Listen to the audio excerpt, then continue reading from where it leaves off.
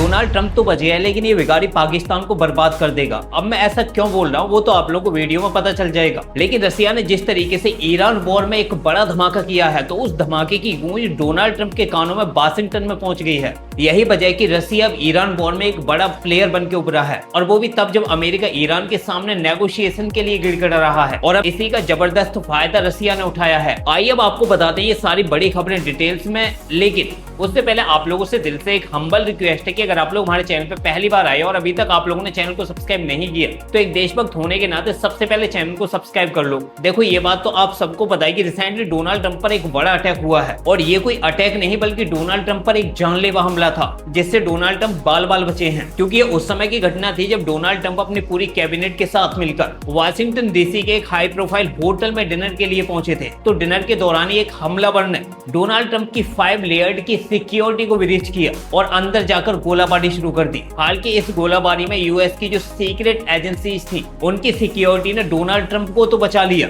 लेकिन यूएस की सिक्योरिटी पर अब कई बड़े सवाल खड़े हो गए हैं। और हमलावर के बारे में जो खबरें निकल के आई हैं वो 31 साल का अमेरिका का ही है जो एक नास्तिक और क्रिश्चियन धर्म को भी फॉलो नहीं करता है, और इस हमलावर का नाम है कोल टॉमस एलन। यही वजह है कि डोनाल्ड ट्रंप अभी तक इन हमलों से उभरे भी नहीं थे। उससे पहले ही ईरान ने रसिया के साथ मिलकर अमेरिका को एक और बड़ा झटका दे दिया। आपको बता दें कि रिसेंटली ईरान के जो विदेश मंत्री हैं अब्बास अरागाची वो अपनी रशियन विजिट पर पहुंचे हैं, और इसी दौरान उन्होंने रूस के राष्ट्रपति व्लादिमीर पुतिन से भी मुलाकात की है, और इसी मीटिंग के दौरान कई बड़े धमाके किए हैं। क्योंकि जैसे ही ईरान के विदेश मंत्री अब्बास अरागाची सेंट पीटर्सबर्ग पहुंचे तो उन्होंने सबसे पहले तो मीडिया को एड्रेस किया, और अपनी इसी स्पीच के दौरान जिस तरीके से उन्होंने अमेरिका पर अटैक किया और अमेरिका को लेकर दावे किए वो पूरी दुनिया को हिलाकर रख रहे हैं। क्योंकि अब्बास अरागाची ने अपने इस स्टेटमेंट में जो दावा किया है वो आप लोगों के भी होश उड़ा के रख देगा। उन्होंने दावा किया कि अमेरिका कई दिन से उनके पीछे पीछे गिड़गिड़ा रहा है कि किसी भी तरीके से एक बार फिर से ये नेगोशिएशन शुरू कर दो। यही वजह है कि हम अमेरिका के साथ मिलकर एक नेगोशिएशन शुरू कर रहे हैं, और यहाँ पर ईरान ने सीज फायर के लिए अमेरिका को कई बड़े ऑफर दिए हैं। अब सोचो ईरान अब ऑफर दे रहा है, अब यहाँ पर चल क्या रहा है जो हर किसी के दिमाग को हिला रहा है। क्योंकि अब तक अमेरिका ऑफर दे रहा था, अब ईरान ऑफर दे रहा है, वो भी रसिया में पहुंचकर। देखो यहाँ पर मैं सिंपल भाषा में समझा दूं कि यहाँ पर दोनों ही देश बड़े बड़े गेम खेल रहे हैं और पूरी दुनिया को बेवकूफ बना रहे हैं। और ऐसा मैं क्यों बोल रहा हूँ वो इसी वीडियो में आप लोगों के समझ में आ जाएगा। क्योंकि ईरान जो दावे कर रहा है वो सच है, ये किसी को भी नहीं पता। डोनाल्ड ट्रंप जो दावे कर रहा है वो सच है, ये भी किसी को नहीं पता। दोनों ही देश एक दूसरे पर दबाव बनाने के लिए दावे कर रहे हैं। लेकिन इसी बीच रूस की तरफ से जो बड़ा स्टेटमेंट आया वो समझना आप लोगों के लिए बेहद ही जरूरी है। लेकिन उससे पहले मैं आप लोगों को ये बता देता हूँ कि अमेरिका की क्या रणनीति और अमेरिका क्या प्लानिंग कर रहा है। क्योंकि रिसेंटली आप लोगों ने देखा कि पाकिस्तान के अंदर जो सेकंड राउंड की पीस टॉक होने वाली वो पूरी तरीके से कोलैप्स कर गई। यानी कि जिस भिखारी पाकिस्तान को अमेरिका मोहरा बना रहा था डोनाल्ड ट्रंप ने उस मोहरे को ही खत्म कर दिया और पाकिस्तान की धज्जियां उड़ा के रख दी। क्योंकि अब तक जो भिखारी पाकिस्तान के लोग ये दावे कर रहे थे कि भाई हम सीज फायर करवाएंगे, पाकिस्तान बेहद ही पावरफुल देश है, वो सीज फायर करवा देगा। अब वो दावे सारे के सारे धरे रह गए। पाकिस्तान के बड़े से बड़े लीडर की धज्जियां उड़ चुकी हैं, क्योंकि डोनाल्ड ट्रंप ने ईरान पर अटैक करने की धमकी दी थी, और जो डोनाल्ड ट्रंप की जो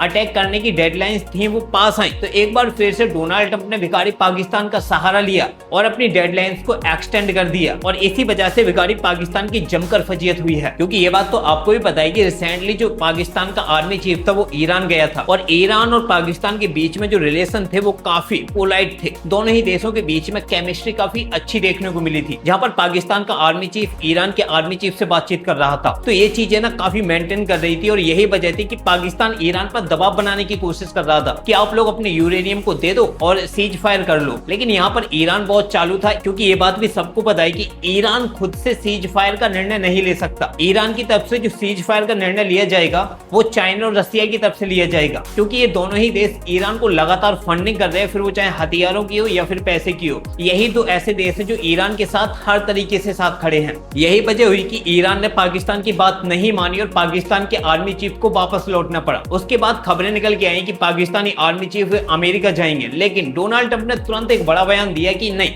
सेकंड राउंड की पीस टॉक तो हम पाकिस्तान में करवाएंगे और पाकिस्तान के अंदर एक बड़ी मीटिंग होस्ट करवाएंगे। अब यहाँ पर अमेरिका ने गेम क्या खेला, तो गेम ये खेला कि अमेरिका ने पहले तो कहा कि भाई वो अपनी जो डेलीगेशन की टीम है वो पाकिस्तान भेजेंगे, लेकिन डेलीगेशन की टीम तो पाकिस्तान आई नहीं।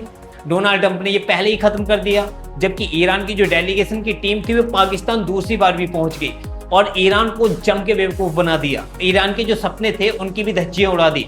ईरान के विदेश मंत्री अब्बास अरागाची पाकिस्तान पहुंचे थे कि भाई यहाँ पर सीज फायर की डील होगी। यहाँ पर डोनाल्ड ट्रंप ने साफ मना कर दिया कि उनका डेलीगेशन अब पाकिस्तान जाएगा ही नहीं। और यहाँ पर सबसे बड़ी बेइज्जती भिखारी पाकिस्तान की हुई। पाकिस्तान के पास वैसे ही पैसे नहीं थे, उसके बावजूद अमेरिका बार बार वीआईपी होटल्स में इन मीटिंगों को कराकर बेमतलब की भिखारी पाकिस्तान पर कर्ज का जो गत्ता है उसे चढ़ा रहा है। पाकिस्तान पहली मीटिंग की जो ड्यूज थे उन्हें कंप्लीट नहीं कर पाया था और अब एक बार फिर से पाकिस्तान को उसी गरीबी की हालात में डोनाल्ड ट्रंप ने फिर छोड़ दिया। लेकिन इन सभी खबरों के बीच ही ईरान के विदेश मंत्री का रूस में पहुंचना अमेरिका को सबसे ज्यादा हैरान कर रहा है, क्योंकि रिसेंटली डोनाल्ड ट्रंप की तरफ से भी एक बड़ा स्टेटमेंट आया जहां पर उन्होंने कहा है कि ईरान उन्हें बार बार कॉल करे जा रहा है कि कैसे ना कैसे करके सीज फायर कर लो, लेकिन हम सीज फायर नहीं करेंगे। यानी कि एक तरफ ईरान दबाव बना रहा है कि भाई अमेरिका उनसे बातचीत करने की कोशिश कर रहा है, वहीं दूसरी तरफ अमेरिका दावे कर रहा है कि भाई ईरान बार बार कॉल कर रहा है कि सीज फायर कर लो। अब इन दोनों ही देशों के बीच में चल क्या रहा है ये तो किसी को भी नहीं पता। लेकिन रूस के राष्ट्रपति व्लादिमीर पुतिन ने यहाँ पर बड़ा गेम खेल दिया और रूस एक बड़ा प्लेयर बन के उभरा है। व्लादिमीर पुतिन ने साफ कह दिया कि ईरान के लिए हम कुछ भी करने के लिए तैयार हैं। यानी कि मिडिल ईस्ट के अंदर अगर शांति लाने की कोई भी ऐसी कंडीशंस हैं जो हम पूरी कर सकें तो हम उसके लिए भी तैयार हैं। यानी कि रशिया पूरी तरीके से उतर चुका है मैदान में सीज फायर करवाने के लिए। अब यहाँ पर डोनाल्ड ट्रंप रूस के साथ मिलकर ईरान में सीज फायर करेंगे या फिर नहीं, ये तो देखने वाली बात होगी। लेकिन यहाँ पर ये बिल्कुल साफ है कि डोनाल्ड ट्रंप कभी भी रशिया को यहाँ पर इन्वॉल्व करने की कोशिश नहीं करेगा। लेकिन अब आप लोगों को ये भी बता देते कि ईरान ने क्या ऑफर दिए हैं। देखो, ईरान के विदेश मंत्री अब्बास अरागाची ने अब अमेरिका के सामने नए ऑफर रखे हैं। अब्बास अरागाची ने साफ कहा है कि हम स्टेट ऑफ हॉर्मुज को खोलने के लिए तैयार हैं। अगर अमेरिका